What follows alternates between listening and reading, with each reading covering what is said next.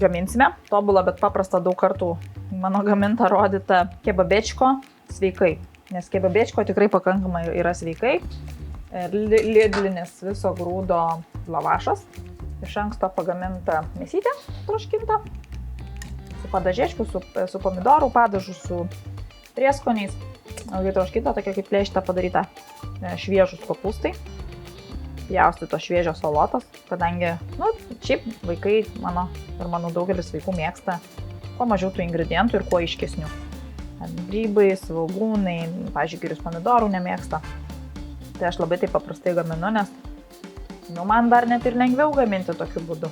Tiesiog daug mėsytės, toks simple, daug salotų. Ir padažiukas. Padažiukas yra su majonezu, agurkėliais, česnakėliais, pomidorais, pomidorų padažu.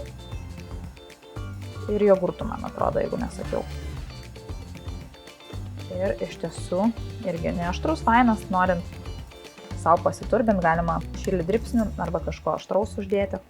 Tai va, tai taip ir sukam, džigi, padarom tą savo reikaliuką, dedam tą pusę į apačią, kad prikaistų į sveikatėlę.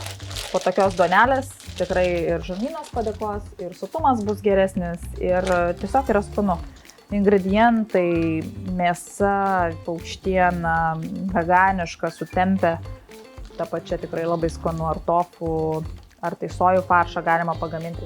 Tikiuosi, kad bus skanu, daug kartų esame ragavę su visokiais įmanomais priedais, o ar bus skanu gali įvertinti jūsų vaikai ir jūs patys ir adaptuoti pagal savo skonį visas sudėtinės dalis. Svarbiausia naudoti viso grūdo tortilją ir